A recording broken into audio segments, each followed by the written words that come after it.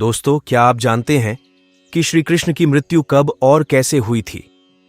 वो कौन कौन था जिसके हाथों से श्री कृष्ण की मृत्यु हुई? आइए, अब हम जानते हैं। मानवता और मानव जाति को लगभग नष्ट कर देने वाला कुरुक्षेत्र का युद्ध शांत हो चुका था और अपनी जीत पर पांडव खुश नहीं थे, बल्कि युद्ध से हुई तबाही को देखकर पांडवों का मन विचलित था। युद्ध के बाद श्री कृष्ण पांडव के साथ गांधारी और धृतराष्ट्र के पास उनके बेटे दुर्योधन की मौत पर शोक जाहिर करने और क्षमा मांगने पहुंचे। दुर्योधन का खून में लथपथ शरीर और अंधे मां बाप को आंखों से आंसुओं की बाढ़ में पांडवों का भी दिल भर आया। गांधारी पांडवों को छोड़कर श्री कृष्ण को दुर्योधन की मौत का असली जिम्मेदार मानने लगी। गांधारी ने कृष्ण पर बिलखते हुए कहा, आप द्वारकाधीश हैं, जिनकी पूजा मैंने खुद विष्णु अवतार मानकर की। क्या आप अपने की पर जरा भी शर्मिंदा हैं? आप चाहते तो अपना दिव्य शक्तियों से इस युद्ध को टाल सकते थे। बेटे की मौत पर आंसू बहाने वाली एक मां का दुख अपनी मां देवकी से जाकर पूछो, जिसने अपनी 7 बच्चों को अपनी आंखों के सामने मरते देखा है।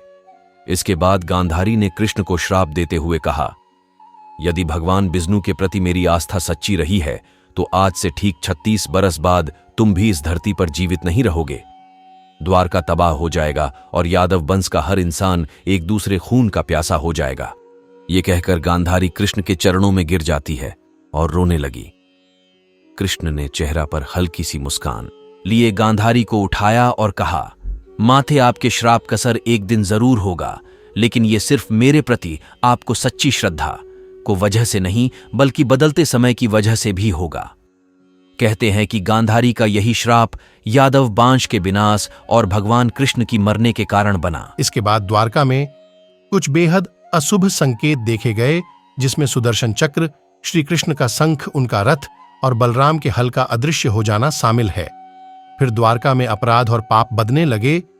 ये देखकर कृष्ण परेशान हुए और उन्होंने अपनी प्रजा से प्रभास नदी के तट पर जाकर अपनी पापों का प्रायश्चित करने को आग्रह किया।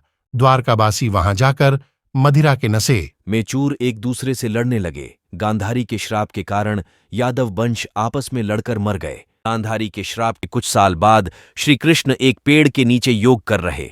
इसी दौरान जरा नाम का एक शिकारी वहां हिरण की तलाश कर रहा था। तभी जरा ने कृष्ण के हिलते हुए पैरों को हिरण समझकर कृष्ण को तीर चला दिया। इसके बाद शिकारी श्री कृष्ण के पास पहुंचा और अपनी गलती के लिए क्षमा मांगने लगा।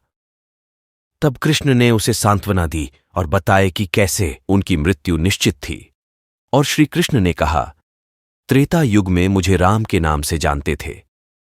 राम ने सुग्रीव के बड़े भाई बाली का छिपकर वध किया था और अपनी पिछली जन्म की सजा उन्हें इस जन्म में मिला है। इतना कहाकर कृष्ण ने अपना शरीर त्याग दिया। और दोस्तों, श्री कृष्ण की मृत्यु को ही कलयुग की शुरुआत माना जाता है।